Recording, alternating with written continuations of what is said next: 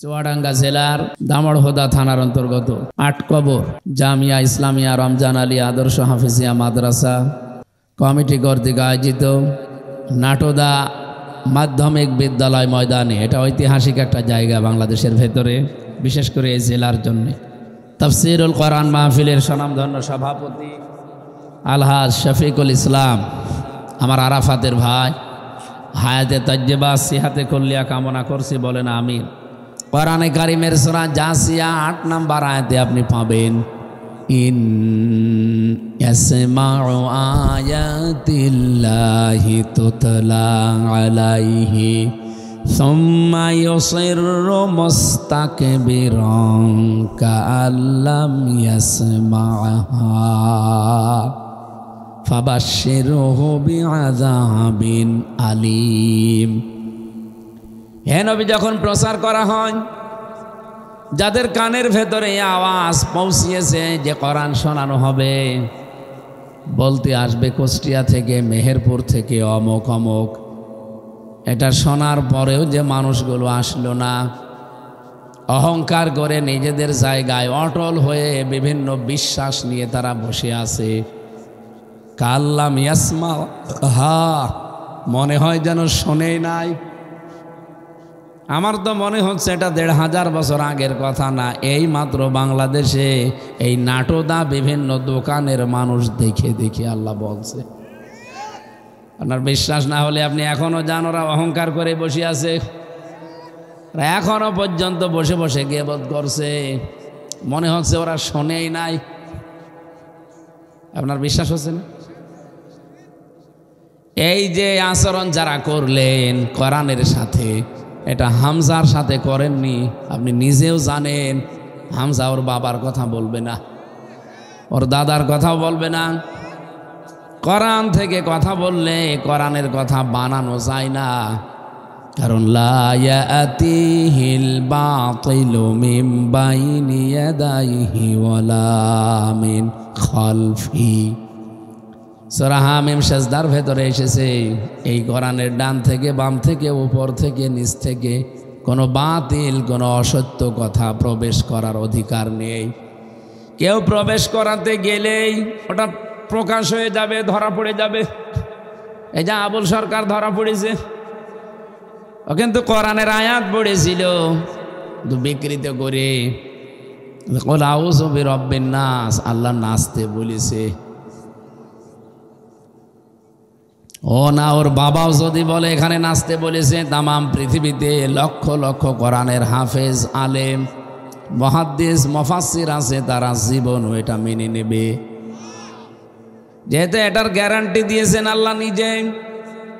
ইন্না নাহনু নাযালনা যিকরা ওয়া ইন্না লাহু লাহাফিজুন। এ কোরআন নাজিল করেছি আমি আল্লাহ, আর এটা সংরক্ষণের দায়িত্ব আমি আল্লাহ নিজের হাতে তুলে নিয়েছি। এই জন্য আবুল সরকার শুধু না, পৃথিবীর বহু মানুষ চেষ্টা চালিয়েছে এর ভেতরে বিভিন্ন জিনিস প্রবেশ করানো, পারে নাই, কিয়ামত পর্যন্ত পারবেও না। আর আমির হামজা না, আমার বাবারও ক্ষমতা নেই এর ভেতরে কোনো কথা বানিয়ে বলা। এই জন্য আপনিও বিশ্বাস করেন যে ও বানাতে পারবে না, আর বানিয়ে বলবেও না। দুনিয়ার কোনো স্বার্থের কারণে আমার বিশাল আখেরাত আমি নষ্ট করব? বলেন বলেন। কোরআনের ভেতরে যদি কোনো মানুষ নিজের মন মতো কোনো ব্যাখ্যা চালিয়ে মানুষকে বলে যে এইটাও আল্লাহর কথা, আল্লাহর নবী বলেন সে যেন ফালিয়াতাবাওয়া মাকআদাহু মিনান নার, সে জাহান্নামে নিজের একটা স্থান বরাদ্দ করে নিল। তার মানে জাহান্নামে তার একটা স্থান আছে। কি বোঝেন এর দ্বারা? সে জাহান্নামে যাবে। কি কথা বলেন না কেন? এই জন্য কোরআনের ভেতরে কোনো কথা ঢোকানো সম্ভব? আরো জোরে। আর আমি ঢোকাতেও পারবো না। যারা বিশ্বাস করার পরে ওই আচরণ আজকে করলেন, এলাকার ৮-১০ কিলো ১৫-২০ কিলোর ভেতরে পোস্টারিং করা, মাইকিং করা, ফেসবুকে দেওয়া, ইউটিউবে, ইন্টারনেটে প্রচার হয়েছে, যত মানুষের কানে এ দাওয়াত গিয়েছে সবাই এসেছে। বলেন বলেন। এই যে যারা আসলেন না, সুম্মা ইউসিররু মুস্তাকবিরান, আল্লাহ বলেন অটল হয়ে বসে আছে অহংকার নিয়ে, নিজের বড়ত্ব নিয়ে, মিথ্যা জিনিসের উপরে ভর করে তারা বসে আছে। কাল্লাম ইয়াসমাহা, ও মনে হয় যেন শোনেইনি কোনোদিন, এরকম একটা ভাব নিয়ে বসে আছে। নবী আপনি তাদের জন্যে যন্ত্রণাদায়ক আযাবের সুসংবাদ দিন। আপনি আযাবটা খেয়াল করেন, আযাবুন আলিম। ব্যাখ্যায় দেখেছি আল্লাহর শাস্তি কেমন হবে, যে মানুষগুলো কিয়ামতের ময়দানে, এই যে শ্রেণীর নাম বললাম, যারা আওয়াজ শোনার পরেও আপনি কোরআন শুনতে আসলেন না, আপনি বিশ্বাস করেন, মনে করেন যে না এখানে গেলে দলীয় কথাবার্তা হবে। কসম আল্লাহর, কোরআন শরীফ সামনে নিয়ে বলছি, আমি রাজনীতি করি ঠিক আছে, ওটা আলাদা ময়দান আছে। তাফসীর মাহফিলে যেহেতু সবাই আসেন, আমি দাওয়াতি সিস্টেমে কথা বলার চেষ্টা করি।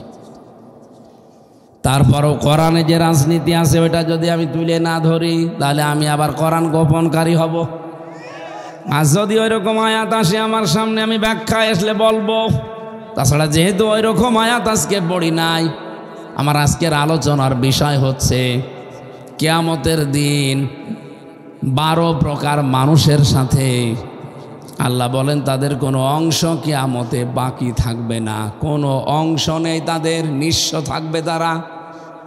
এমনকি 2 নম্বরে আমি তাদের সাথে কথা বলবো না, 3 নম্বরে আমি তাদের দিকে তাকাবো না, 4 নম্বরে আল্লাহ তাদেরকে পবিত্র করবেন না, তার মানে তারা জাহান্নামে যাবে।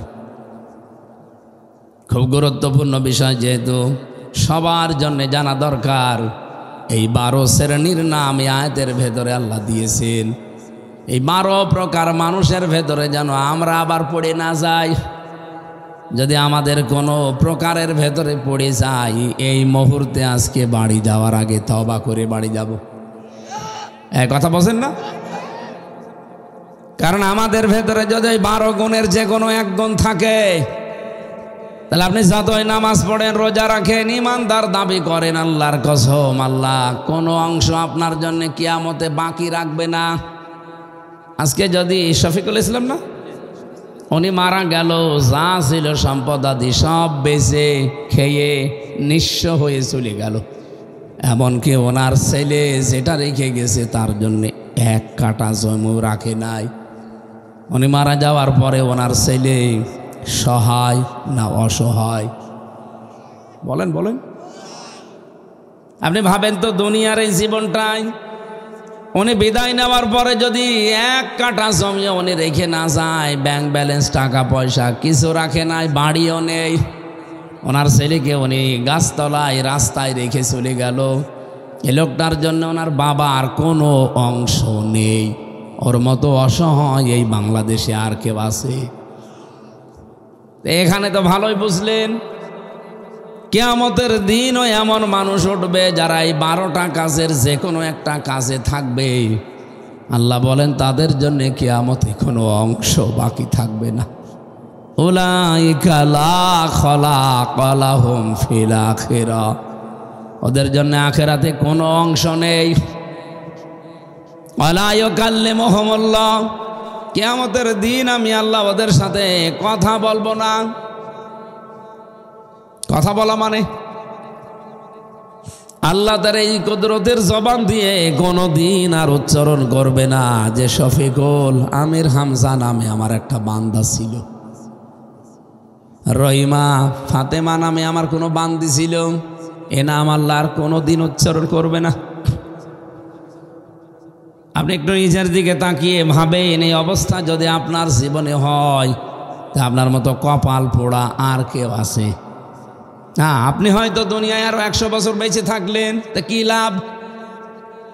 আপনার নাই এই বাংলাদেশের অর্ধেক সম্পদ আপনার হয়ে গেল, তা কি লাভ বলেন? খাবেন, পায়খানা করবেন, একটু স্বাস্থ্যবান হবেন, ছেলে মেয়ে জন্মাবেন, শেষ।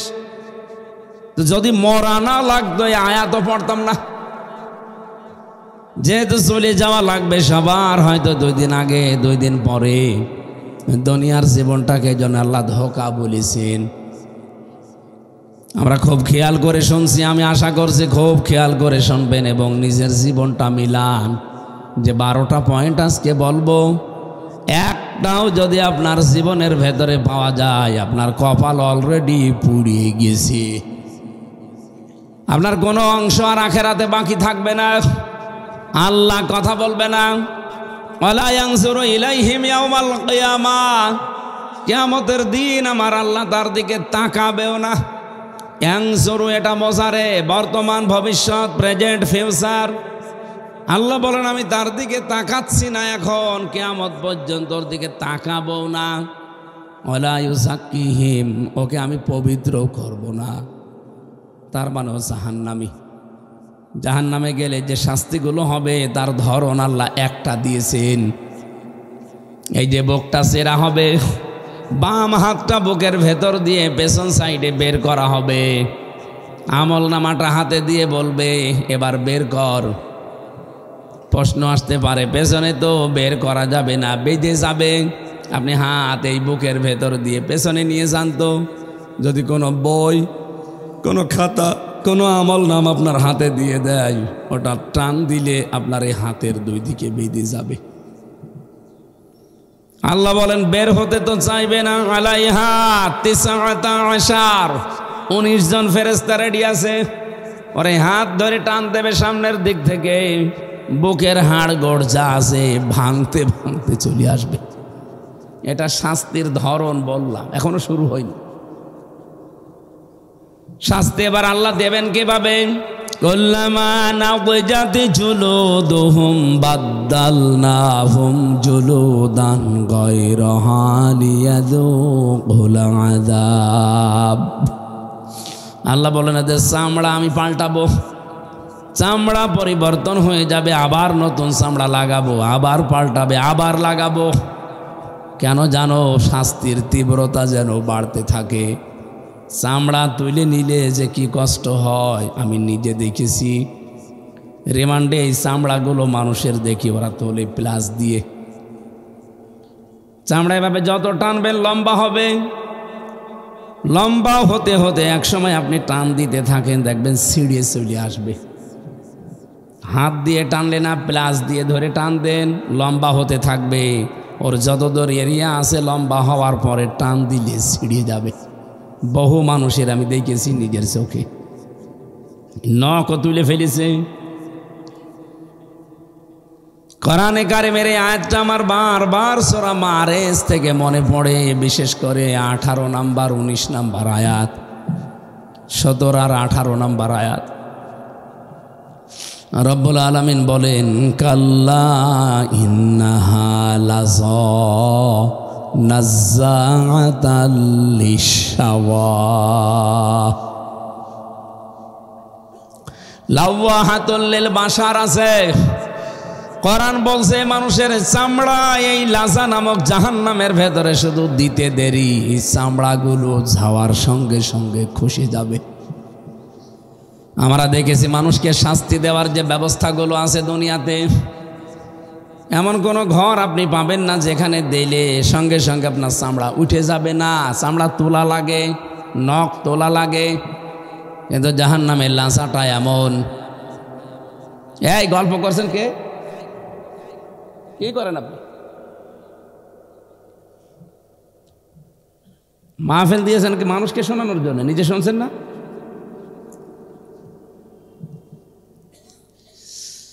আল্লাহ রাব্বুল আলামিন এখানে চামড়ার কথা দিয়েছেন, এই জন্যে মানুষের চামড়া একবার তুলে যদি আর একবার লাগান, ওটা তুলে যদি আর একবার লাগান। আমি কোরআন হাদিসের ব্যাখ্যা পড়তে গিয়ে বিজ্ঞানের সাথে মিলিয়েছি। এই শরীরে 3.5 হাত বডির ভেতরে 9,768 প্রকার চামড়া আল্লাহ দিয়েছেন। সব চাইতে বেশি মারাত্মক কষ্ট হয় চামড়া সব জায়গায় তুললে না। সব চাইতে বেশি এই মুখমণ্ডলে যে চামড়াটা আছে, এটা যদি ধরে টান দেয় কেউ তাও ব্যথা লাগে। প্লাস ধীরে ধীরে টান দেন, কত ব্যথা আপনি সহ্য করতে পারবেন না। মেয়েদের পৃথিবীতে সন্তান আসার সময় আমি কষ্ট পরিমাপ করেছি, বিজ্ঞানের সাথে কম্পিউটার দিয়ে মিলিয়ে দেখেছি। এখনকার আধুনিক বিজ্ঞান বলছে একটা মা দুনিয়াতে সন্তান জন্ম দেওয়ার সময় কমপক্ষে 47 ইউনিট কষ্ট সহ্য করে।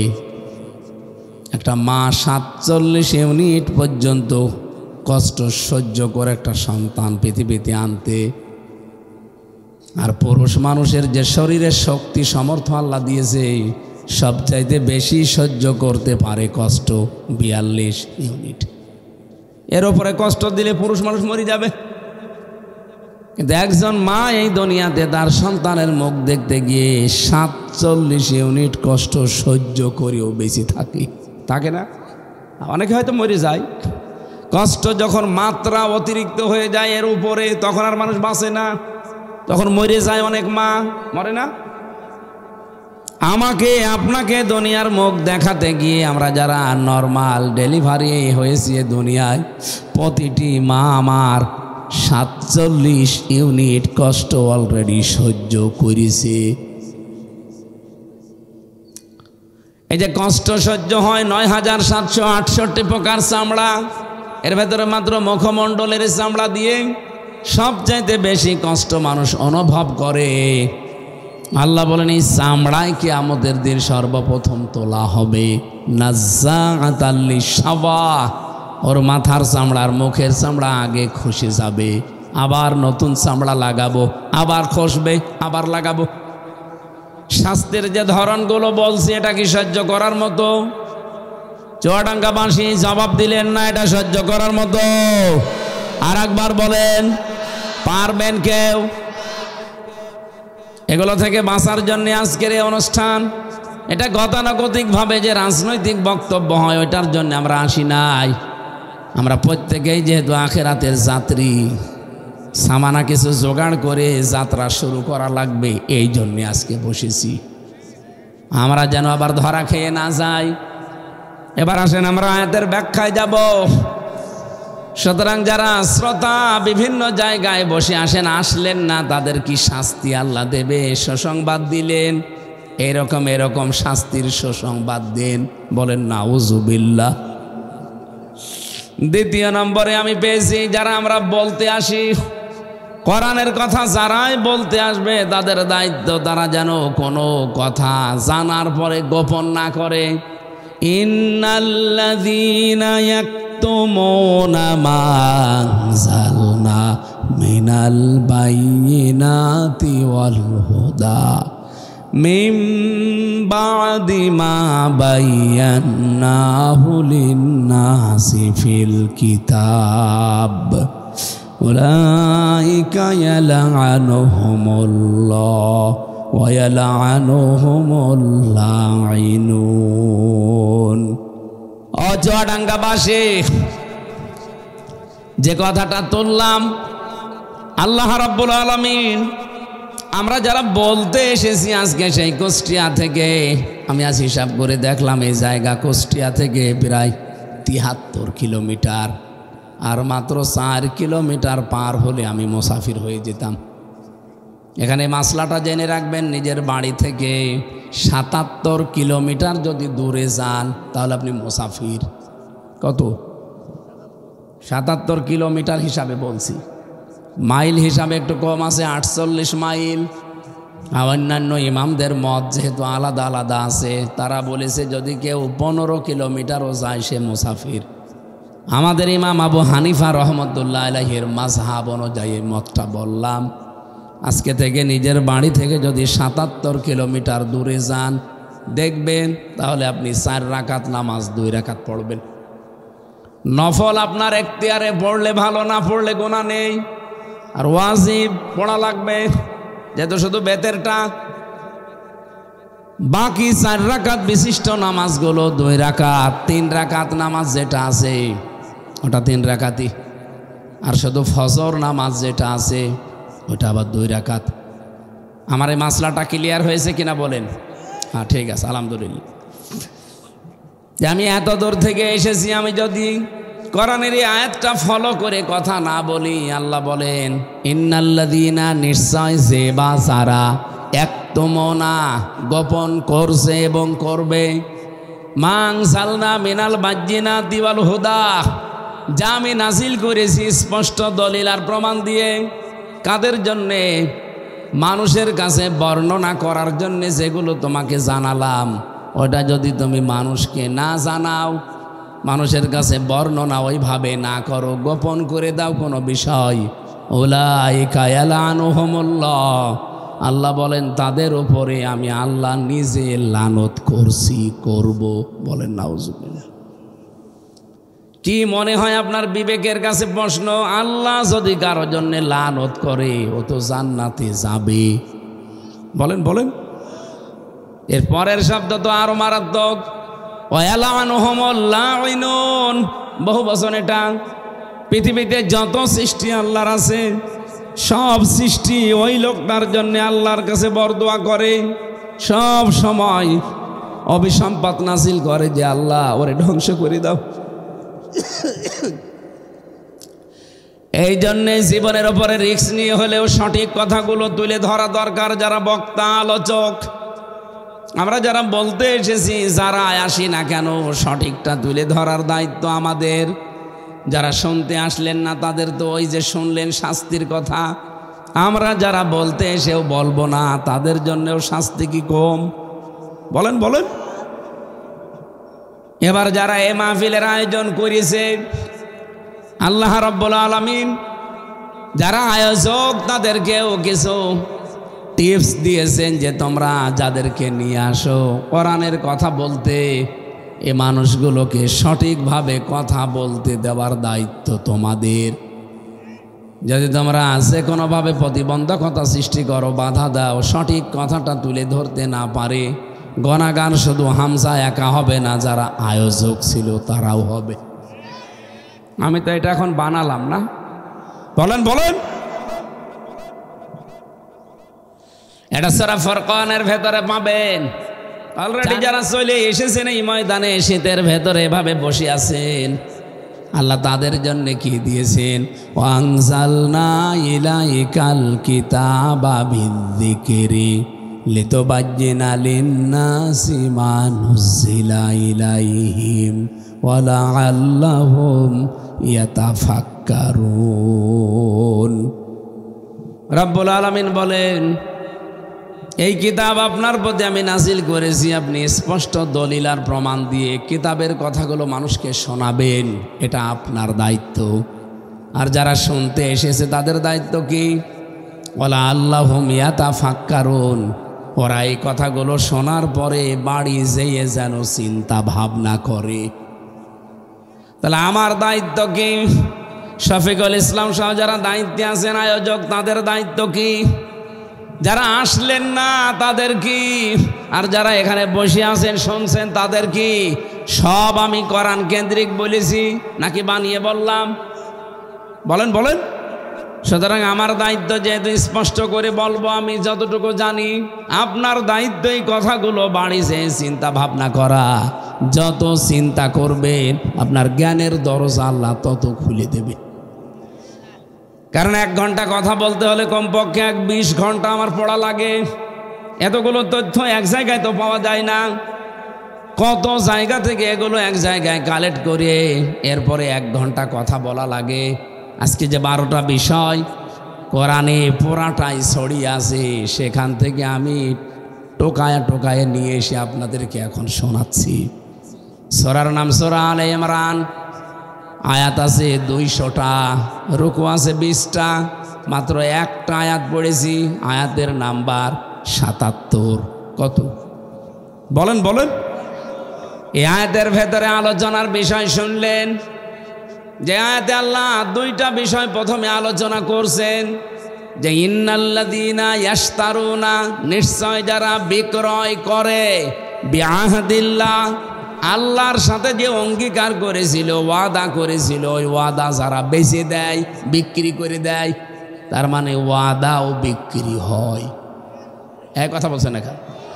ওয়া ইমানিহিম সামানান কালিলা, দ্বিতীয় নম্বরে এই দুনিয়াতে আল্লাহর সাথে যত শপথ ছিল তার, আল্লাহর সাথে যত তার শপথ বলে তো নাকি, এই যে কি রে কাটে বাংলায় কি বলে? অঙ্গীকার। না না, অঙ্গীকার না, কসম। আল্লাহর সাথে যতগুলো শপথ কসম চাই বলেন, ওগুলো আপনাদেরও আছে, আমারও আছে, ওগুলো কোরআনে আছে। আমি এবার বের করব। তাহলে গোনা পেলাম দুইটা। আল্লাহর সাথে কিন্তু ওয়াদা অঙ্গীকার যারা এই দুনিয়াতে ভঙ্গ করেছে, বেঁচে দিয়েছে, আর আল্লাহর সাথে শপথ যারা, কসম যারা অল্প মূল্যে মানুষের কাছে বিক্রি করে ফেলেছে, তাদের জন্য 4 প্রকার শাস্তি নির্ধারিত। আখেরাতে তাদের কোনো অংশ নেই। আল্লাহ কথা বলবে না, আল্লাহ তাকাবে না, পবিত্র করবে না, যন্ত্রণাদায়ক শাস্তি রেডি করা আছে। বলেন নাউজুবিল্লাহ। এ কথাটা শুনলেই তো শরীর শিউরে ওঠার কথা। আপনি টের পাচ্ছেন আমি কি বলছি? যে আল্লাহ নাকি কিয়ামতের দিন আমার কোনো অংশ আর রাখবে না বাকি, আমি চলব কি দিয়ে? শফিকুল সাহেবের কথা বলছিলাম, উনি বিদায় নিলে ওনার ছেলে যদি অংশহীন হয়ে যায়, ওই ছেলেটার চলতে যেমন এই দুনিয়ায় কষ্ট হবে, তারপরেও তো তার মা আছে, চাচা আছে, ভাই বোন আছে, আরও আত্মীয় স্বজন আছে, তারা তাকে চালাবে। তার শরীরে শক্তি আসে, সে খেটে কাজ করে পরিশ্রম করে আবার দাঁড়াতে পারবে। কিয়ামতের দিন যদি আপনার কোনো অংশ আল্লাহর বাকি না রাখে, এখানে তো 60 বছর, 70 বছর, 80 বছর, ওখানে কোনো বছর নেই, শুরু আছে শেষ নেই। তো কিভাবে চলবেন আপনি আমি বলেন তো? কোরআনে কারীম জানিয়েছে, কুল্লু নাফসিন যায়িকাতুল মাউত ওয়া ইন্নামা তুওয়াফাউনা উজুরাকুম ইয়াউমাল কিয়ামাহ ফামান যুহজিহা আনিন নার ওয়া উদখিলাল জান্নাতা ফাকাদ ফাজ ওয়া মাল হায়াতুদ দুনিয়া ইল্লা মাতাউল গুরুর। সূরা আলে ইমরানের 185 নম্বর আয়াতে পাবেন।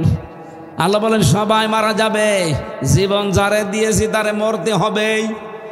আমি আবার বলছি, আল্লাহর কসম, আমাদের যদি মরা না লাগতো আমি আজকে ওয়াজও করতাম না। বলতাম আরো যে খাও দাও ফুর্তি করো, দুনিয়াকে মজা লেলো। যেহেতু মরা লাগবে, এই জায়গায় ঝামেলায় আছি। হয়তো 2 দিন পরে নাই 2 দিন আগে মরা এখানে লাগবে না, এমন কেউ আছেন? বলেন বলেন, মরা লাগবেই। আল্লাহ বলেন, কেন মরা লাগবে জানো? দুনিয়াতে যে যা করে তার উজরত, পারিশ্রমিক, সে যেটা পাবে ওইটা আমি বুঝিয়ে দেব তারে। ওই লোকটার জীবন সফল হয়ে যাবে যাকে আল্লাহ জাহান্নামের আগুন থেকে মুক্ত ঘোষণা দিয়ে জান্নাতি বলে ঘোষণা দিয়ে দেবে। এই আয়াতের 2টা তাফসীর হয়। 1 নম্বরে আল্লাহ পাক মানুষের জীবন সফল করার জন্য আখিরাতটা বেছে নিয়েছেন। আসল সফলতা কিন্তু দুনিয়ায় না, মানুষের আসল সফলতা তার আখিরাতে। তাকে আল্লাহ যদি মাফ করে দিয়ে জাহান্নামে না দিয়ে বলে জান্নাতে দিয়ে দিলাম, এইটা চূড়ান্ত সফলতা।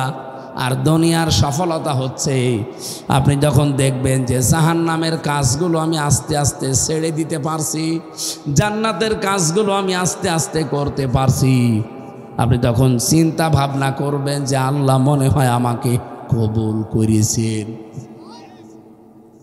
আল্লাহ শেষের কথা কি বললেন? আমাল হায়াতুদ দুনিয়া ইল্লা মাতাউল গুরুর। পৃথিবীর জমিনটা খেলাধুলা, রং তামাশা ছাড়া কিছু না। এ কথাকে আমি বানালাম। বলেন বলেন। আমি রিমান্ডে থাকাকালীন 9ম দিন যেদিন চলছিল, ওইদিন একটা অফিসার এসেছিল, হিন্দু, রাজবাড়িতে বাড়ি, পুলিশের এসআই। উনি আমার একটা ঘটনা শুনিয়েছিলেন এই আয়াতের ব্যাখ্যায়। একটা হিন্দু মানুষ দেখি কোরআনের আয়াত শুদ্ধ করে পড়ছে। আমি বললাম, আপনি আয়াত মুখস্থ করলেন কি করে? তখন উনি আমার এটা শোনালেন। আমি ওই দিন থেকে বুঝে ফেলেছি যে দুনিয়ার জীবনটা আসলেই ধোঁকা। আমারে বলছে, মাওলানা, এই বাংলাদেশ, ভারত আর পাকিস্তানের মানুষেরা যেভাবে ইসলাম মানে, বিশ্বের অন্যান্য মুসলিম দেশের মুসলমানেরা ইসলাম এইভাবে মানে না। তাদের ইসলাম মানার শ্রেণী বিভাগ আলাদা। কি করে বলেন তো? উনি আমারে বলছে, আমি মিশনে ছিলাম 2 বছর একটা মুসলিম দেশে। 2টা বছর সেখানে থাকে আমি একটা হোটেলে খাবার খেতাম। ওদের ভাষাও আমি আস্তে আস্তে 2 বছরে শিখে ফেলেছি। যে দোকানে খাবার খাই হোটেলে, ওই হোটেল বয় হচ্ছে ওই হোটেলের মালিকের ছেলে। আমি টের পাইনি, কিন্তু 2 বছর পরে আমি একদিন টের পেলাম। জিজ্ঞাসা করলাম, তোমার বাবা তোমাকে হোটেলের বয় বানিয়ে রেখেছে, তোমার কোনো দুঃখ নেই, আফসোস লাগে না, কষ্ট হয় না তোমার? ছেলেটা বলছে, আপনি আমার বাবারে জিজ্ঞাসা করেন। বাবা তো টাকা গুনতেছে ক্যাশ কাউন্টারে বসে। এই হিন্দু মানুষও, দোকানদার তো জানে না যে হিন্দু, যে জিজ্ঞাসা করছে আপনি আপনার ছেলেকে, একটা মাত্র ছেলে আপনার, এত বড় বিশাল দোকান, হোটেলের মালিক, আর ছেলেকে চা টানে, পানি টানে, রুটি দেয়, তরকারি দেয়, হোটেল বয় বানিয়ে রেখেছেন, আপনি কি পাগল? উনি ওনার ভাষা দিয়ে জিজ্ঞাসা করছে, ইয়া সাদিক আয়না বিলাদুকা, হে বন্ধু তোমার দেশ কোথায়? তখন সেই বলেছে, যে তুমিন বাংলাদেশ, আমি বাংলাদেশ থেকে এসেছি। উনি জিজ্ঞাসা করে না যে আপনি কোন জাতির লোক, মুসলমান, ইহুদি, খ্রিস্টান, নাই হিন্দু বলে নাই, শুধু বাংলাদেশ। মুসলিম দেশ, ওটা আমার মনে হয় খুব বেশি হলো, আমার হালকা হালকা মানে 3-4 বছর 5 বছর আগের কথা, ওটা সুদানি হয়তো হবে, এরকম কোনো দেশ। জিজ্ঞাসা করছে, দেখেন আপনাদের দেশের মানুষের ইসলাম মানা, কোরআন পড়ার, কোরআন মানার, আমাদের এই দেশের কোরআন পড়া, কোরআন মানা এক না। আমার এই ছেলেটার প্রতি আমার 4টা দায়িত্ব ছিল, আমি 4টা দায়িত্বই পালন করেছি। অনেক কোরআনের 2টা আয়াত ওই দিনে হিন্দুকে শুনিয়েছে, হিন্দু বলছে আমি ওর পর থেকে আয়াত মুখস্থ করে ফেলেছি। ওটা সূরা তাগাবুনের 14 আর 15 নম্বর আয়াত। আল্লাহ পাক বলেন, ইয়া আইয়ুহাল্লাযীনা আমানু ইন্না মিন আজওয়াজিকুম ওয়া আওলাদিকুম আদুওয়াল লাকুম ফাহযারুহুম। এদিকে তাকান, শুনতেছেন? এক ওয়াজে আপনার জীবনের মোড় ঘুরে যাবে, কিচ্ছু লাগবে না। উনি আমারে সেই রিমান্ডের 9তম দিনে বলেছিল, ওয়াজটা আমার এখনো মনে আছে, একটা হিন্দুর কাছ থেকে শোনা। উনি আমারে বলছে, আমি এই 2টা আয়াতই মুখস্থ করে ফেলেছি আরবিতে। ইংরেজি বাংলা কোরআন শরীফ কিনে আমি পড়েছি, এই আয়াতের ব্যাখ্যা বিশ্লেষণ কি আছে দেখি। ওই মুসলিম দোকানদার বলছে, হ্যালো ব্রাদার বা হে ইয়া সাদিক, হে ভাই, আপনি বাংলাদেশ থেকে এসেছেন, শোনেন, এই ছেলেটার প্রতি আমার দায়িত্ব ছিল 4টা। যে আয়াতটা আপনাকে শোনালাম, এই আয়াতে আমার আল্লাহ আমাকে সতর্ক করেছেন 1500 বছর আগে। ডাক দিয়ে বলেছে, হে ইমানদারেরা, অবশ্যই তোমাদের সন্তানাদি, তোমাদের সম্পদাদি, তোমাদের স্ত্রী, আবার তাকান, ইন্না মিন আজওয়াজিকুম ওয়া আওলাদিকুম, অবশ্যই তোমাদের স্ত্রী, অবশ্যই তোমাদের সন্তান, এগুলো মাঝে মাঝে তোমাদের শত্রু হয়ে দাঁড়াবে। ফাহযারুহুম, তাদের থেকে সতর্ক থাকবা। এই ঘোষণা আমি বানালাম, কার? বলেন বলেন। এত বড় হোটেলের মালিক ওনাকে বোঝাচ্ছে, ভাই ছেলেটা আমার, আপনার না। আপনি শুনেই আপনার মন খারাপ হয়ে গেল, যা নিজের ছেলেকে হোটেল বয় বানিয়েছে আর নিজে ক্যাশ কাউন্টারে টাকা গুনতেছেন। কেন বানিয়েছে শোনেন, এই ছেলেটা 4টা দায়িত্ব ছিল আমার মাথার ওপরে, এটা নবীজি আমাকে দিয়েছেন। নবীজি দেয়নি? একটা মানুষ যদি জন্ম কাউকে দেয়, তার বাবার উপরে 4টা দায়িত্ব। প্রথম নাম্বারে তার একটা অর্থবোধক নাম রাখা লাগবে। এই ক্ষেত্রে আমরা বহু মা এবং বাবা অপারগ, এমন নাম রেখে দিয়েছে, ও ছেলের নাম না মেয়ের নাম, ও ছাতা পোছা চায় না। এই কথা বলেন না কেন? আজকে আমার সাথে যেটা এসেছে, আমার সম্পর্কে চাচা হয়, ওর বাপ নাম রেখেছে শাওন। ও শাওন মেয়ে লোক না পুরুষ? বলেন তো। ওর নামই পাল্টিয়ে দিয়েছে, ওর নাম এখন আবু সুফিয়ান। আমি চাই ওই শাওন নামে যেন ছাতা কেউ না ডাকে। ওই যে এক ডক্টর ছিল নাস্তিক, আমি নাম নিলাম না, তার স্ত্রীর নাম শাওন। শাওন না, মেহেরাব ছিল শাওন। এখন যদি শাওন বলে ডাক দিই, ওই মহিলা যদি ছুটে আসে, ও চাচার মান থাকবে? আশা করবো চাচারে আর ও নামে কেউ ডাকবেন না। আপনি নাম, এটা কত গুরুত্বপূর্ণ জিনিস জানেন? রবীন্দ্রনাথ ঠাকুরের উক্তি পড়েছিলাম যে পৃথিবীতে এক গাদা সম্পদের চাইতে একটা অর্থবোধক নাম, সুন্দর নাম অনেক দামি। ছেলে সন্তান মেয়ে সন্তান যাই হোক, অর্থবোধক নাম রাখবেন।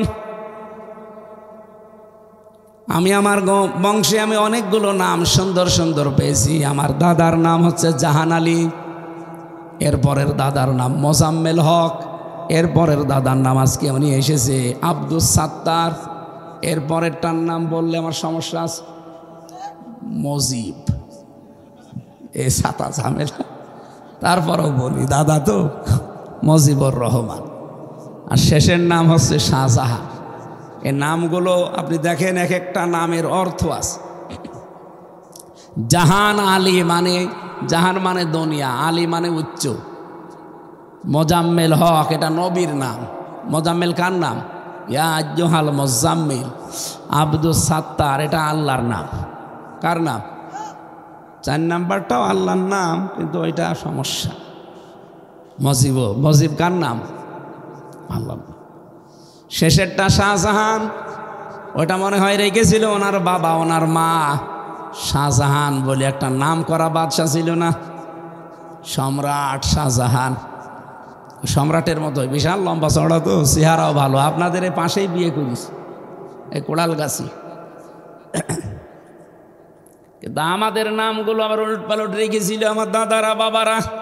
আমার নাম রেখেছিল রানা, ও সাথে আমি পাল্টিয়ে দিয়েছি আমির হামজা। একটা নাম হইল রানা। শব্দের শাব্দিক অর্থ আমি পেয়েছি রনা, মানে আমাদের দিকে তাকাও বা দেখো। কি দেখবো? আমি মাদ্রাসায় ভর্তি হওয়ার পরে প্রিন্সিপাল সাহেব উনি বলছে রাম রাখা যাবে না, সোহেল রানা এটা উল্টাপাল্টা নাম, এর অর্থ আমরা পাই না, তোরে নাম দিয়ে দিলাম আজকে থেকে আমির হামজা। এই হয়ে গেছে। যাদের নাম এরকম ওলট পালট আছে, পাল্টিয়ে দরকার হয়, এখন ঠিক করে নেবেন। আমার বোনটার নামও ছিল উল্টা পাল্টা, ওটাও পাল্টিয়ে দিয়েছি। আমার নাম দিয়েছি হামজা, ওর নাম দিয়েছি হাজিরা। নাম ভালো হয়নি। এই দোকানদার হিন্দু বেটাকে শোনাচ্ছে, আমার ছেলের একটা দায়িত্ব ছিল নাম রাখা, আমি রেখেছি ওর নাম আব্দুল হালিম। আল্লাহর নামের সাথে মিল করে রেখেছি যে সহনশীল বান্দা। কত সুন্দর নাম। দ্বিতীয় নম্বরে আমার দায়িত্ব ছিল আমার ছেলেটাকে মেয়েটাকে যাই হোক এর দিন শেখানো। একে আমি দিন শিখতে দিয়েছিলাম, কিন্তু ওর শয়তানে লেগে দিন শিখতে দেয়নি, ও যতটুকু পেরেছে শিখেছে। 3 নম্বরে আমার দায়িত্ব ছিল একে সৎ পাত্রী দেখে পাত্রস্থ করা, বিয়ে দেওয়া, আমি দিয়েছি। ওর যতটুকু যোগ্যতা এটা দেখে একটা সৎ পাত্রী দেখে বিয়ে দিয়েছি। 4 নম্বরে আমি গার্জিয়ান হিসাবে, বাবা হিসাবে আমার দায়িত্ব ছিল ওর একটা সৎ কর্মজীবন তৈরি করে দেওয়া। তো ওর যা লেখাপড়া, ওরে তো আর অফিসার বানানো যায় না, এই জন্য ওর যা লেখাপড়া ওরে রেখেছি হোটেল বয় করে। ওরে আমি হালালভাবে কর্মজীবনে তৈরি করে বেতন দেই, ওইটা নিয়ে ওর সংসার চলে। আমার সাথে ওর সম্পর্ক থাকবে শুধু চোখ বন্ধ হওয়ার আগ পর্যন্ত। চোখ বন্ধ হয়ে গেলে ওর সাথে আমার আর কোনো সম্পর্ক। কথা বলেন না কেন?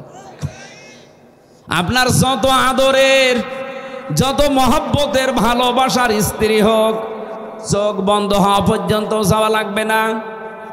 আপনি যদি আজকেই সকালে আপনার স্ত্রীকে তালাক দিয়ে দেন, বিকাল বেলা আসতে আসতে এই পৃথিবীতে সবচাইতে ঘৃণিত মানুষ আপনার স্ত্রীর কাছে আপনি। কথা বলেন না কেন?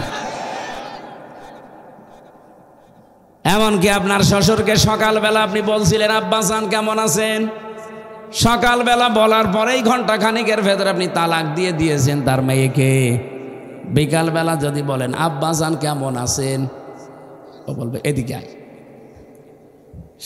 আপনাকে আর জামাই বাবাজি আব্বাজানের জবাবে দেবে না, বলবে তালবসায়াকার লয়াকার, বলবে না? হ্যাঁ মুরব্বী শুনতেছেন? দুনিয়া কি আমি এটা বোঝাচ্ছিলাম? এত আদরের স্ত্রী কালকেও আপনার পাশে ছিল, সকালবেলা মাত্র তালাক দিয়ে বিকাল আসতে আসতে আপনার শাশুড়ি যদি রাস্তায় দেখা হয়, যদি বলেন আম্মা জান কেমন আছেন, আপনাকে এমন গালি দেবে, বাংলা গালি, পাগল বুঝে ফেলিস। আর আপনারা এখনো পর্যন্ত বোঝেন না, পৃথিবীর কোনো মানুষ কারো জন্য আপন না। চোখ বন্ধ হয়ে গেলে আপনার সন্তান, আপনার বাবা মা, আপনার স্ত্রী, সব সম্পর্ক যা আছে সব শেষ। এটাকে আমি বানালাম। বলেন বলেন। ফাইদা নুফিখা ফিস-সূরি ফালা আনসাবা বাইনাহুম ইয়াউমাইযি ওয়ালা ইয়াতাসাআলুন। সিংহায় ফৎকার দেওয়ার পর যত রকমের সম্পর্ক আপনার দুনিয়াতে ছিল সব আল্লাহ কাট করে দেবে। এমনকি আপনজন যাদেরকেই দেখবেন কিয়ামতে সর্বপ্রথম তারা পালাবে। কি করবে? আশা করছে দুনিয়ার জীবন কেমন আমি আয়াত দিয়ে বোঝাতে সক্ষম হয়েছি। এই হিন্দু বেটা আমার এটা শুনিয়ে বলেছিল যে আমাদের এই সমস্ত দেশের মানুষের কোরআন পড়া, ইসলাম পড়া আর ইসলাম মানা, আর ওই সমস্ত দেশের মানুষের ইসলাম মানা ইসলাম পড়া এক না। এক না কেন?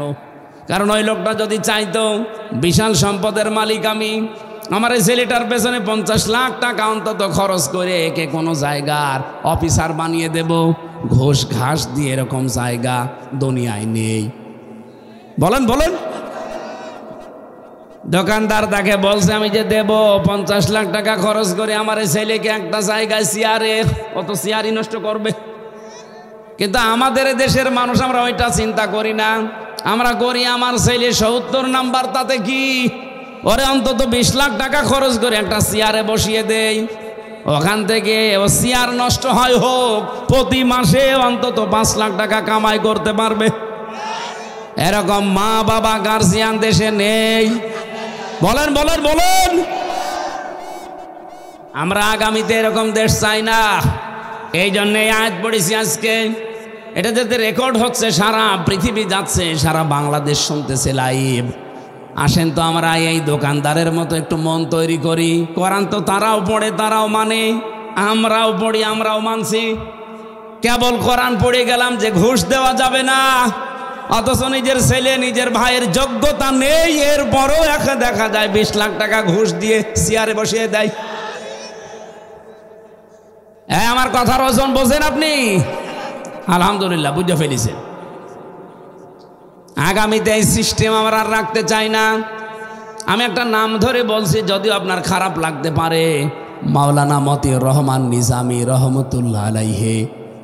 উনি যখন মন্ত্রী ছিলেন, আমার কারারক্ষী শোনাচ্ছিল কাহিনীটা। উনি কারারক্ষী পাহারা দিয়েছে, আমার ওই কারারক্ষী পাহারা দিয়েছে।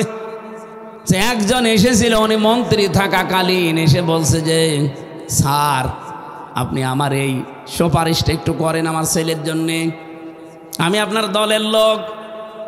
উনি পুরা পরিচয় নেওয়ার পরে পুরা ডাটা, বায়োডাটা যেটা দেখলেন, না এই জায়গাতে এই লোককে বসানো যায় না, কারণ ওর যোগ্যতা নেই। কারণ এখানে বসাতে হলে রোল নাম্বার 1, 2, 3 যাদের, তাদের যারা ফার্স্ট ক্লাস, ফার্স্ট হয়, সেকেন্ড হয়, থার্ড হয়, তাদের দেওয়া দরকার। অথচ হয়েছে 15, এরে দিলে ও চেয়ার আরও নষ্ট করবে, অথচ নিজের দলের লোক। তারপরও তিনি বলেছেন না, এটা আমার দ্বারা হবে না। কারারক্ষী আমার এইটাই বোঝাচ্ছিল, কুতুবউদ্দিন ওর নাম, আমারে বলছিল হামজা ভাই মানুষ এত সৎ থাকে কি করে, নিজের দলের লোক, তারপরে যোগ্যতা একেবারে নেই তা নেই, টাকা পয়সাও হয়তো তারা গোপনে দিতে চেয়েছিল, উনি তো ওগুলোর কথা স্বীকার করেন নাই, কিন্তু খালি সুপারিশ করে দিলেই হয়ে যেত একজন মন্ত্রী। উনি বলছে না এটা আমি পারবো না, কারণ এইটার জন্য কিয়ামতে আমার আল্লাহর কাছে জবাব দেওয়া লাগবে। আর বাংলাদেশে আমরা এই 15.5 বছরে কি দেখলাম, ওর রোল নাম্বার 15 না, ওর রোল নাম্বার 115, 1, 2, 3 বাদ দিয়ে ওরে 20 লাখ টাকা ঘুষ খেয়ে জায়গায় বসিয়ে দিয়েছে। ও জায়গাটাও নষ্ট করেছে, এলাকাও নষ্ট করেছে। এই কথা বলেন না কেন? কেউ যদি না বোঝার ভান করে থাকেন যে হুজুর আমি এখনো এগুলো বুঝতে পারছি না, কি বলেন, এদিকে আসেন। আসেন, এমন জোরে কানের নিচে দুইটা দেব আপনি সব বুঝে ফেলবেন। এত সহজ বাংলা বলছে, তাও বোঝেন না? না, আজকে থেকে নিজেদেরকে পাল্টাবেন। কোন অংশ যখন কিয়ামতে আর সেই পাবেন না, আল্লাহ যখন কথা বলবে না, তাকাবে না, পবিত্র করবে না, তখন টের পাবেন যে ঠেলা কি। এই জন্য আজকের এই আয়াত খুব গুরুত্বপূর্ণ আমাদের জন্যে। নিশ্চয় যে বা যারা ইয়াশতারুনা বিক্রি করে দিয়েছে বিআহদিল্লাহ, আল্লাহর সাথে কি তো অঙ্গীকার। আপনি আল্লাহর সাথে কি অঙ্গীকার করেছিলেন? এবার স্মরণ করেন, এই দুনিয়ায় আসার আগে একটা জায়গায় ছিলেন, ওই যে প্রথম আল্লাহ যেখানে রেখেছিলেন আলমে আরওয়া বলা হয়, এখানে কি আমরা সবাই ছিলাম না কয়েকজন? বলেন বলেন, সবাই ছিলাম ওই জায়গায়। আল্লাহ আমাদের সবাইকে তার সামনে নিয়ে বলেছিলেন আলাস্তু বিরাব্বিকুম, আমি কি তোমাদের রব না?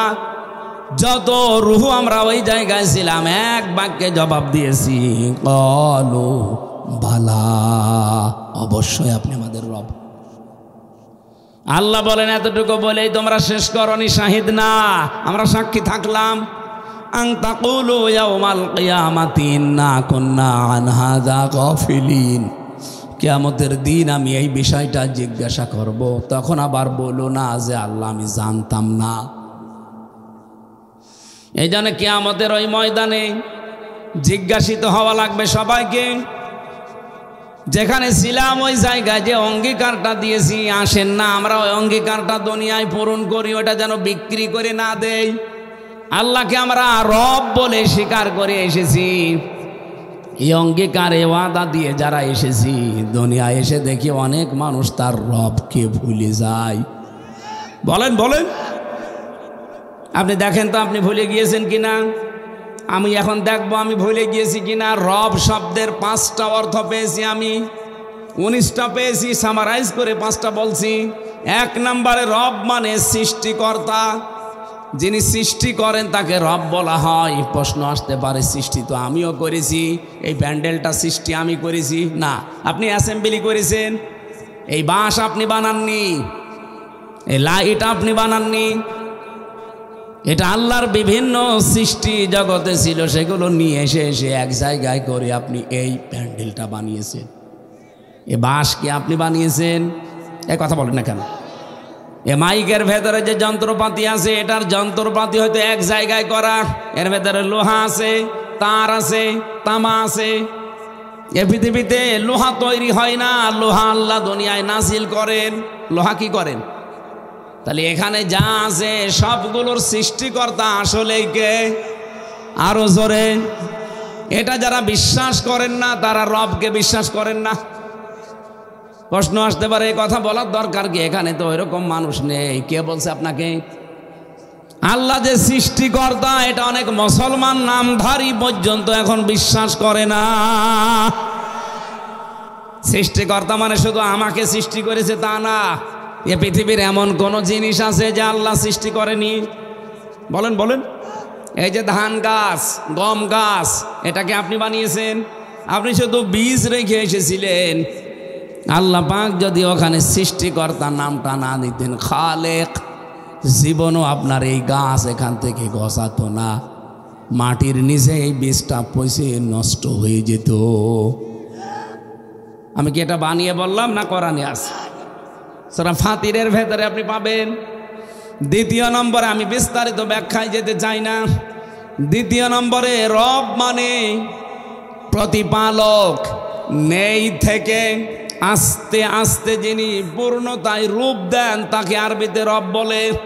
বলেন তো এখানে শফিক সাহেব, হামজা, এই দুইজন নেই ছিলাম আমরা। আমার 33 বছর, ওনার কমপক্ষে 50 বছর নাকি 45, দাড়ি পেকে গেছে 45, ঠিক আছে 45ই ধরলাম। এই 45 বছর আগে শফিকুল নামে উনি এখানে ছিল কেউ। 33 বছর আগে হামজা নামে কেউ ছিল। আল্লাহ বলেন যে নেই থেকে আস্তে আস্তে করে আজকে চেয়ারে বসিয়েছি দুইজনকে। এটার পোড়া কৃতিত্ব তোর মা বাবার না, পোড়া টাকা। হ্যাঁ, মা বাবারও আছে, তারা বিছানায় ছিল, এই শেষ। বাকি যা করার কে করেছে? রবের 3 নাম্বার অর্থটা বলবো না, এটা বললে অনেকের মন খারাপ হয়ে যায়। এর 3 নাম্বার অর্থ মানে আইনদাতা। এটাকে আমি এখন বানালাম। বলেন বলেন, এ জমিন যার আইন চলবে তার, এই কথাটা কোরআনে আছে 918 জায়গায়। কাদিয়ানীরা মাত্র একটা আয়াতের 4 ভাগের 1 ভাগ মানে না, এই জন্য আমরা তাদেরকে কাফের বলি। কথা বলেন না কেন?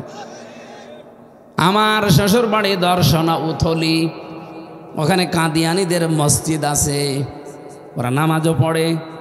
ওখানে যে জিজ্ঞাসা করেন যে আপনাদের কাফের বলা হয় কেন, আপনাকে কোরআন শরীফ পড়েন না, মানেন না? বলবে না, কোরআন শরীফ পড়ি, মানিও, কোরআন দিয়েই নামাজ পড়ি, আজান দেই, কিন্তু একটা আয়াতের শুধু একটা শব্দ আমরা মানি না। সূরা আহজাবের 40 নম্বর আয়াতের মা কানা মুহাম্মাদুন আবা আহাদিম মির রিজালিকুম ওয়ালাকির রাসূলুল্লাহি ওয়া খাতামান নাবিয়্যিন। মা কানা মুহাম্মাদুন এটা আমরা মানি, আবা আহাদিম মির রিজালিকুম এইটাও মানি, ওয়ালাকির রাসূলুল্লাহ এইটাও মানি, কিন্তু ওয়া খাতামান নাবিয়্যিন এটা মানি না। নবী যে শেষ নবী ছিলেন এটা আমরা মানি না। আমাদের দৃষ্টিতে শেষ নবী হচ্ছে গোলাম আহমদ কাদিয়ানী। শুধু এতটুকু একটা শব্দ যার ভেতরে মাত্র 4টা অক্ষর আছে, খ আলিফ তামিম, এই খতাম। ও বাংলার মুসলমানেরা বিবেক দিয়ে ভাবেন, এই 4টা অক্ষর মানে না, এই জন্য তাম পৃথিবীর সব মুসলমানেরা একমত কাদিয়ানীরা কাফের। কথা বলা লাগবে। ওদের সাথে জেনে শুনে আমরা মেয়ে বিয়ে দেব, বলেন বলেন, আত্মীয়তা করব, এমনকি মিশতেও চাই না তাদের সাথে আমরা। হিন্দুরাও তো কাফের, হিন্দুদের সাথে আমাদের আলোচনা আছে, চলাফেরা আছে, ওঠা বসা আছে, লেনদেনও আছে। কাদিয়ানীদের এত ঘৃণা করি, দেখতেও পাই না ওদেরকে। মাত্র একটা আয়াতের 4 ভাগের 1 ভাগ মানে না, আপনি এত রেগে গেছেন। অথচ এ জমিন যার আইন চলবে তার, এই কথাটা ডাইরেক্ট ইনডাইরেক্ট কোরআনে আছে 918 জায়গায়। আমি পেয়েছি, এই মাথার ভেতরে আছে 918 জায়গায়। আপনি বলেন তো, যারা 918টা আয়াত মানে না, এরা কাফের না কাফেরের বাপ? বাপ না দাদা? আরে বাংলাদেশে এরকম কাফের নেই। এত বড় বড় দাড়িওয়ালা মানুষ নামাজ পড়ে, জুব্বা গায়ে দেয়, 5 ওয়াক্তের জায়গায় তাহাজ্জুদ মিলে পড়ে, কিন্তু যখনই বলবেন এই জমিন যার, এখন থেকে আইন আমরা চালাতে চাই তার, তখন বলবেন এটা রাজনীতি। এরকম মুসলমান দেশে নামধারী নেই। কারা আছেন হাত তোলেন তো? এই পাগলা,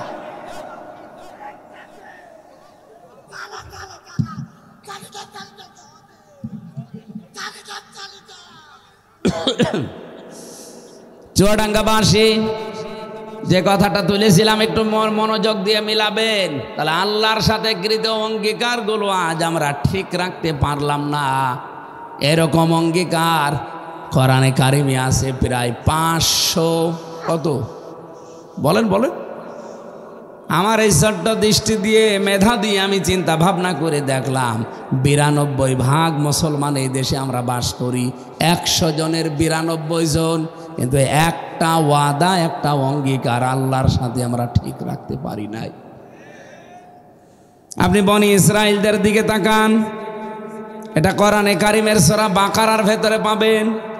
আজকে এই ব্যাখ্যাটা পড়ছিলাম।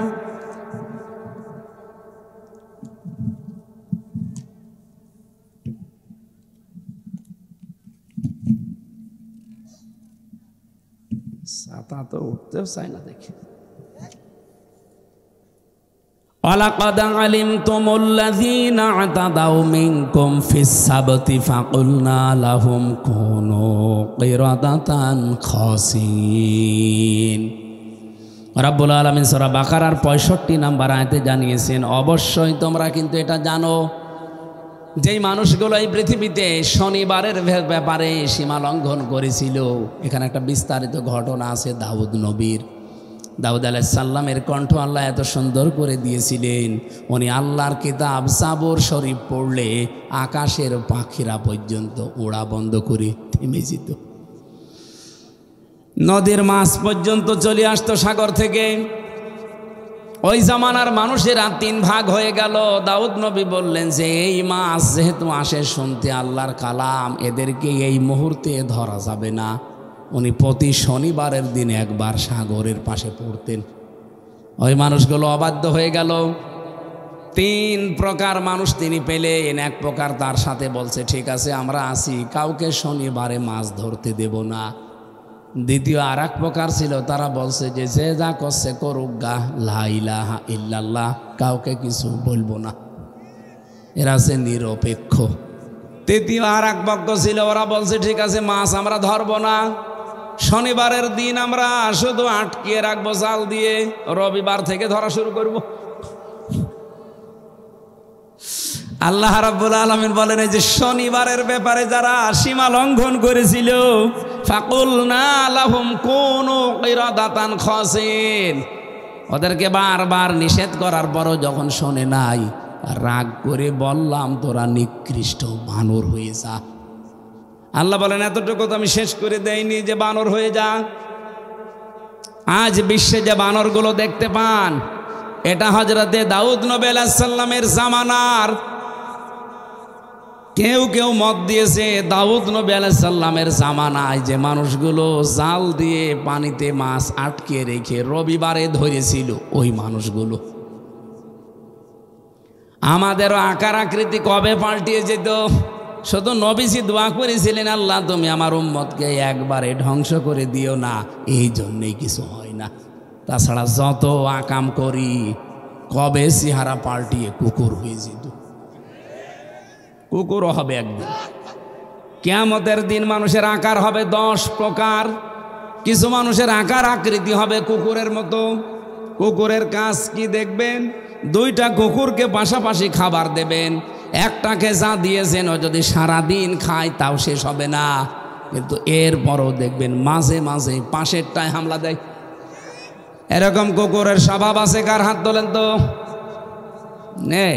এই এলাকায় ওয়াজ দিয়েছেন কি করতে? এত সময় আল্লাহর ওলি বসে আছে। বলেন কত মানুষ নিজের যার সম্পদ তার বাপ দাদা 14 বংশের, ও মরণ পর্যন্ত খেলেও ফুরাবে না, এরপরও জনগণেরটায় হামলা দেয়। বলেন বলেন কত মানুষ এই 15 বছর কত টাকা কামিয়েছে ও নিজেও জানে না, কিন্তু কি করলেন? কুষ্টিয়ার বহু মানুষকে দেখলাম এত টাকা পয়সার মালিক এই 15 বছরে হয়েছে, অথচ একটা টাকা এখন ভোগ করতে পারছে না। এমনকি জমিতে আসবে তাও আসতে পারে না। আমরা কি এরকম জীবন তৈরি করতে চাই? কি করবেন আপনি চাঁদাবাজি করে? কি করবেন মানুষের সম্পদ দখল করে? কি করবেন মানুষকে ফাঁকি দিয়ে কোটি কোটি টাকার মালিক হয়ে? কি করবেন? হঠাৎ করে যদি চোখ বন্ধ হয়ে যেত গেল। আর চোখ যদি বন্ধ নাও হয়, বাংলাদেশের মানুষ যা বুঝে ফেলেছে, আন্দোলন একবার শুরু করলে আপনি আর চেয়ারে থাকতে পারবেন না। শেষে আপনার অবৈধ সম্পদ ভোগ করতে পারবেন না, এমনকি আসতেও পারবেন না। এ বাংলাদেশের বহু মানুষ পালিয়েছে, আসতেছে, আসলেই পিটা খাবে। কথা বলেন না কেন? আপনার যে চুয়াডাঙ্গা মেহেরপুরে জানি না, আমার কুষ্টিয়ার বাঘ ছিল। কই তারা? যাদের নাম শুনতাম আমরা বাইরের দেশে যে পর্যন্ত, সদর খান, হানিফ সাহেব, কই পাওয়া যাচ্ছে না এখন, আর পাওয়া যাবেও না। যে অবস্থা তৈরি করেছে এই দেশের জনগণ এখন, আমার মনে হয় আসলেই মানুষ পিটিয়ে মেরে ফেলবে। এই জন্য আমরাও এরকম জীবন যদি বানাই, হ্যাঁ আপনি মানুষের সম্পদ দখল করে, চাঁদাবাজি করে, ঘুষ খেয়ে, সুদ খেয়ে হয়তো কয়েকশো কোটি টাকার মালিক হবেন, আপনি তো সব টাকা খেয়ে যেতে পারবেন না। কথা বলেন না কেন? আপনি পটল তুলবেন, মাঝখানে আপনার বউ, আপনার মেয়ে, আপনার ছেলে, আপনার বাবা মা এই টাকা আরো অবৈধ কাজে ব্যয় করবে। কারণ টাকা মানুষের বেশি হয়ে গেলে তখন হুঁশ থাকে না, তখন মমতাজের গান দেয়। মমতাজ তো এখন চাইলেও নেই, কারে নিয়ে আনবেন? বেবি নাজমিনে নিয়ে আসেন, এরে নিয়ে এসে গান দেবে আপনার ওই মেয়ে, আপনার ওই ছেলে, আপনার ওই স্ত্রী, আরো অবৈধভাবে আরো চলাফেরা করবে। আপনি কবরে আছেন 5,000 কোটি টাকা কামাই করে, আর এরা চা করবে, এগুলো ফ্ল্যাক্সি লোড হয়ে আপনার আমল নামায় যেতে থাকবে। যত অবৈধ কাজ আপনার কবরে যাবে তত আযাব কমবে না বাড়বে? আরো জোরে বলেন, কমবে না বাড়বে? এরকম পাগল দেশে এখনো দু একটা আছে না নেই? ওর ঘরই কাটে না, কি করবে না তো কিছু দিয়ে বলেন তো? আপনি যদি কিয়ামত পর্যন্ত হায়াত পেতেন আপনাকে আমি আরো চাঁদাবাজি করতে বলতাম, কিন্তু আপনি তো বাঁচবেন না। এখন আপনার বয়স বলছে 45, আর খুব বেশি হলো না 45 বছর, টেনে টুনে। এরপরে তো অনন্তকাল থাকা লাগবে মাটির নিচে। ওই ঘরটা দুনিয়ার এই ঘরের চাইতে আর সুন্দর করা দরকার। আমার দেখেছি মেয়েরা যেভাবে ঘর সাজায়, ওরা যদি কবরের ঘরটা ওইভাবে সাজিয়ে রাখতে পারতো, বাংলাদেশে কোনো স্বামীর সাথে কোনো মহিলা বিয়াদবি করতো না। ওরা দুনিয়ার ঘরটাকে আনন্দ ফুর্তি নিয়ে মনে করে এটা আসল ঘর। আল্লাহ বলেন এই জন্যে আমি দিয়েছি ফাজাআলনাহা নাকাল। নাকাল মানে দৃষ্টান্ত। এই যে একটা উদাহরণ দিলাম, ওদেরকে বানর বানিয়ে দিয়েছি, এটা আমি দৃষ্টান্ত রেখে দিলাম। নাকাল আল্লিমা বাইনা ইয়াদাইহা ওয়া মা খালফাহা। এখন যারা দুনিয়ায় আছে তাদের জন্যে, এমনকি এর পরে যারা কিয়ামত পর্যন্ত দুনিয়ায় আসবে তাদের জন্যে কেন রাখলাম জানো? ওয়া মাউইযাতাল লিল মুত্তাকিন। এই পৃথিবীতে যারা মুত্তাকি পরহেজগার হবে তারা যেন এই ওয়াজটা শুনে কাজে লাগায়। আমরা এমন মুত্তাকি, এক কান দিয়ে শুনি আর এক কান দিয়ে বের করি। আল্লাহর সাথে কি তো অঙ্গীকারগুলো ঠিক রাখতে পারবেন না। ওই জামানায় যেমন দাউদ নবীর জামানায় ধ্বংস হয়েছে ওরা, এ জামানায় ধ্বংস হওয়ার সম্ভাবনা নেই। ভূমিকম্প যে মাত্রা এসেছিল 5 পয়েন্ট কত যেন, বাংলাদেশের বিজ্ঞানীরা বলছে যদি আর একটু মাত্রা বেড়ে যেত, মাত্র আর 1.5 মাত্রা, এই বাংলাদেশটা ইন্দোনেশিয়া হয়ে যেত। কার উপর ভরসা করে আপনি মস্তানি করেন? দাদার উপরে। ভূমিকম্প হলে দাদার এই ঠেকা দুকে ও নাই, হরে হরে করতো, হরে এসে ওর ঘাড়ের উপরে পড়তো। মাত্র আর 1.5 মাত্রা যদি একটু বৃদ্ধি হয়ে যেত, এ দেশ আর টিকাতে পারতেন না। তখন যত কিছু কামাই করেছেন ওইগুলোই আপনার জাহান্নামে যাওয়ার কারণ হতো। আমি কোরআন পড়তে গিয়েছি, তুই আয়াতে 12 প্রকার মানুষের নাম পেয়েছি। এবার আমরা ওই কথাটা কোরআন দিয়ে শুনতে চাই। 12 প্রকারের ভেতরে যদি এখানে কেউ এক প্রকারেও থাকেন, আজকেই নিজের সিদ্ধান্ত নিয়ে নিজের জীবন পাল্টিয়ে নেবেন। 1 নম্বরে পেয়েছি যারা দুনিয়ায় মা বাবার অবাধ্য সন্তান, এই মানুষগুলোকে আল্লাহ কিয়ামতের দিন এই শাস্তির আওতায় নিয়ে আসবেন। আল্লাহ বলেন তার দিকে তাকাবো না কিয়ামতের দিন? এই যে মা বাবার অবাধ্য সন্তান যারা দুনিয়ায়, আর আমি একজন সন্তান হিসাবে এখানে যত সন্তান আছে ভালো করে শুনবেন, সবার দায়িত্ব নিয়ে বলতে পারি, আমরা যত খারাপ হই, কোনো সন্তান তার মা বাবার অবাধ্য হতে চায় না, এটা বাধ্য হয় তার স্ত্রীর কারণে। এর সাথে একমত আছেন কারা? হাত তোলেন তো। হ্যাঁ, আন্দাজ হাত তুলেন না, এটা ভিডিও হচ্ছে, রাত্রে খাবারই বন্ধ হয়ে যাবে। না, অনেকে আবার বসে হুজুর খাবার খেয়ে এসেছি আজকে আর অসুবিধা নেই। না, সম্মানিত মা বোনেরা, শুধু নামাজ পড়া, রোজা রাখা আর কালো বোরকা পরা এবাদত না, এটাও এবাদত। সে আজ 25-30 বছর পর্যন্ত শ্রম দিয়ে দিয়ে আমার এ পর্যন্ত করলো, আর আপনি 3 কথা দিয়ে বাড়িতে এসে বলছেন ওরে আলাদা করে দেন, ওরে অন্য ভাইয়ের ভেতরে দিয়ে দেন, ওরে বৃদ্ধাশ্রমে রেখে আসেন। আপনি মানুষ? এরকম ছোট মনের বউ দেশে নেই। ওর নামাজ রোজা কিচ্ছু কবুল হবে না। আমি জানি মেয়েরা এখনই বদ্দুয়া আরম্ভ করেছে যে হুজুর মরুক, মরব, তারপরও বল।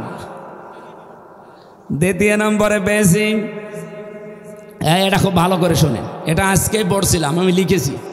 পরিবারের অশ্লীলতা দেখে যেই মার বাবার গার্জিয়ানরা চুপ থাকে, তারা কিয়ামতের দিন কোনো অংশ পাবেন না, আল্লাহ তাকাবে না, কথা বলবে না। এদেশে নেই? যুবতী মেয়ে কলেজে পাঠাচ্ছে উলঙ্গ, অর্ধ উলঙ্গ করে। প্রশ্ন আসতে পারে, উলঙ্গ করে না, উলঙ্গই পাঠান। আপনি কি শাড়ি পরিয়েছেন, কি থ্রি পিস পরিয়েছেন? ও ছাতা পরার চাইতে না পরাই ভালো। আমি কি বেশি বললাম? এই জন্য পরিবারের অশ্লীলতা দেখে চুপ থাকা যাবে না। দাজ্জুস যারা জান্নাতে যায় না, দাজ্জুস আল্লাহর নবী কোনো মহিলাকে বলেন নাই, আদ-দাজ্জুসু লা ইয়াদখুলুল জান্নাহ, এটা মুযাক্কার শব্দ, পুরুষ। এই জন্য যেই পুরুষ তার নিজের পরিবারস্থ লোকদেরকে কন্ট্রোল করে না, আরও বেপরদায় চলতে গেলে কিছু বলে না, আপনার কোনো অংশ কিয়ামতে বাকি নেই। 3 নম্বরে পেয়েছি, যেই নারী পুরুষের পোশাক পরে, পুরুষের মতো আচরণ করে, আর যেই পুরুষ নারীর মতো হয়ে যায়, এটাও বাংলাদেশে দিন দিন বাড়তেছে। 54 বছর তো বেড়ে গেছে। এদেশে মনে হচ্ছে পুরুষ মানুষই নেই, শুধু মহিলারাই আছে। বলেন 54 বছরের 36 বছর দেশটা চালিয়েছে পুরুষ না মহিলা? মহিলা। কেন আমরা কি দেশে নেই? মহিলা নিয়ে আসা লাগবে। এখনো আবার অনেকে এখনো দেখছি মহিলাদেরকে সামনে নিয়ে আসার চেষ্টায় আছে। না, মেয়েরা যদি কোনো জাতির নেতৃত্বে আসে, নবীজি বলেন ওই জাতি কোনোদিন সফল হতে পারে না। এ হাদিস এখন আমি বানালাম, লা ইউফলিহা কওমুন, নবীজি বলেন কখনোই সফল হচ্ছে না, হবে না ওই জাতি যে জাতির দায়িত্বে আছে কোনো মহিলা। 54 বছরের 36 বছরই ওরাতে আমরা দাঁড়াবো কি করে? সিস্টেম দেখলে এখন আমাদের দেশে মনে হয় পুরুষ মানুষ আমরা যারা সব এখন যোগাইলে আর ওরা রাজমিস্ত্রি, কি তাই মনে হচ্ছে না? মেয়েরা যারা আছেন, আপনার স্বামী আপনার দায়িত্বশীল, তাকে সম্মান দিতে শেখেন, তার যে হক আছে হকগুলো আদায় করেন। ওরা আবার প্রশ্ন করে, হুজুর শুধু স্বামীর দামই বাড়িয়ে দিলেন, আমার কোনো দাম নেই? আছে। একজন স্বামী যদি মারা যায়, এই মুহূর্তে এখানে যদি কোনো স্বামী মরে যায়, আর আপনার বউ যদি মন থেকে বলে যে দেখেন আমার স্বামী কিন্তু ভালো ছিল, আপনি জান্নাতি। আমার মনে হয় এখানে যে শফিকুল হামজা যাই বলেন না কেন, মরে যাওয়ার পরে বউ 100 ভাগে কথা বলতে জীবনও রাজি হবে না যে শফিক ভালো ছিল। বিশ্বাস হচ্ছে না? অনেক এখন মারা যাক, ওনার কথা বলার দরকার নেই, আমারটাই বলি। আমি যদি এখনই মরে যাই, আপনি যদি ম্যাডামকে খবর দেন যে হুজুর পটল তুলেছে, সর্বোচ্চ 2-3 দিন 4 দিন 5 দিন 7 দিন কান্নাকাটি করবে, একেবারে পাগল হয়ে যাবে, কারণ ও খুব ভালোবাসে আমারে। 5-7 দিন পরে দেখবেন আস্তে আস্তে আবার স্বাভাবিক হয়ে গেছে, 1 মাসের ভেতরে দেখবেন আর নেই। 3 মাস পরে আমার শ্বশুর এসে ঠিক আমার বাবা মাকে বলে ওরে নিয়ে চলে যাবে। বলে আর কতদিন? আপনার ছেলে তো মরেই গেছে, অত কোনো দিন আসবে না। ঠিক আছে, আমার মেয়ে আমি অন্য জায়গায় বিয়ে দেব। দেন। বিয়ে দেওয়ার পরে মাত্র 5 দিন সংসার হবে। শ্বশুর যদি জিজ্ঞাসা করে কেমন আছো, বলবে আব্বা হামজা কি মানুষ ছিল? ও মানুষ না, এটা যা পেয়েছি আল্লাহর ওলি। এটা বাস্তব না আমি বানিয়ে বলছি? বলেন তো, 100 ভাগ বাস্তব। আপনি একটু মরার ভান করে থাকেন, আজকে আপনাকে নিয়ে যাই আমি বলছি করে দেখেন কি করে, পাগল হয়ে যাবে, 7 দিন পরে স্বাভাবিক হয়ে যাবে। এরপরে পেয়েছি যারা নেশায় ডুবে থাকে, বিড়ি খাওয়া, এটা যদি নেশা হয়ে যায় তাহলে ছেড়ে দেবেন। একটার পর একটা ধরাতেই থাকে। অনেকেই দেখেছি আমি, জেলখানায়ও পেয়েছি, একদিনে 50টা বিড়ি খায়।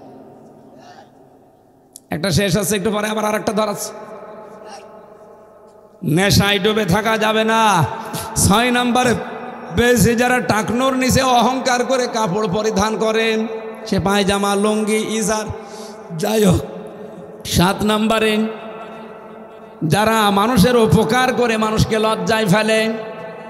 8 নম্বরে পেয়েছি এই পৃথিবীতে যে মানুষগুলো মিথ্যা কসম করে ব্যবসা করে, এ নাটোদা বাজারে নেই। আপনি চলেন, আমি এখনই দেখাবো। মানে হুজুর দেখাবে কি করে? আমি জানি এরকম মানুষ এ দোকানে ব্যবসা করছে। এরপরে পেয়েছে যারা যে কোনো বিষয়ে অহংকার করে, এদের জন্য কিয়ামতে কোনো অংশ নেই। এজন্য কোনো বিষয়ে অহংকার করবেন না, অহংকার হচ্ছে পতনের মূল। এই বাংলাদেশে বহু মানুষ অহংকার করেছিল, একটাও টিকতে পারে নাই।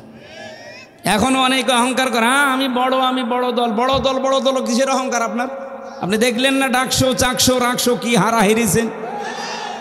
প্রথম আলোর পত্রিকার রিপোর্ট পেয়ে অনেকে পাগল হয়ে গেছে। ওরা নাই মাথা খারাপ, ওরা রিপোর্ট আলটা পাল্টা বানায়।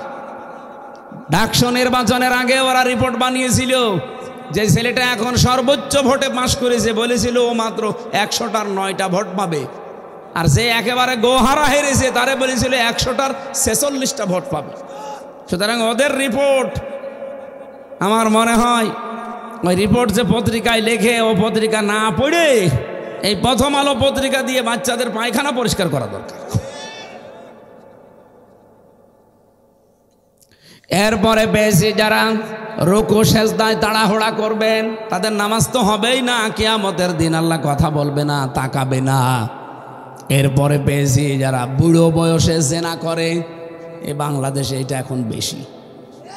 আপনি বলতে পারেন এ কি বলে, বুড়ো বয়সে আবার মানুষ জেনা করে? চলেন আপনি মেহেরপুরে, নাই কুষ্টিয়া শহরে, নাই চুয়াডাঙ্গায় চলেন, এখনো কত বুড়ো জেনা ধরতে পারবেন? এই কথা বললেন না কেন? 12 নম্বরে পেয়েছি যারা মিথ্যাবাদী শাসক। এই যে 12 প্রকার নাম বললাম, এর ভেতরে এক প্রকারেও আমরা নেই। যে যেই প্রকারে আছেন এখান থেকে এখনই ফিরে আসা লাগবে। আল্লাহ রাব্বুল আলামিন এই 12 প্রকার মানুষের জন্য কোনো অংশ কিয়ামতে রাখেন নাই। এমনকি আল্লাহ তাকাবে না, কথা বলবে না, পবিত্র করবে না, যন্ত্রণাদায়ক আযাব তাদের জন্য আল্লাহ রেডি করে রেখেছেন। বলেন নাউজুবিল্লাহ। এই আশতারুনা বিআহদিল্লাহ ওয়া আইমানিহিম সামানান কলিলা, এটা নিয়ে আমি 2টা বই লিখেছি। কি কাজ করলে আপনি কোন জাহান্নাম পাবেন, কি আমল করলে কোন জান্নাত পাবেন, এটা আমার গাড়িতে আছে। এটা পুরাটা বিস্তারিত, ওখানে হাজার হাজার কথা লেখা। প্রচণ্ড শীতে আমার কান সব ঠান্ডা টালা হয়ে যাচ্ছে। চারিদিকে যদি একটু ঘিরে দিতেন আরও চালাতাম। এখন বাজে রাত 11:30, 11টা 11:30 পার হয়ে গেছে। সকাল থেকে আমাদের আবার প্রোগ্রাম।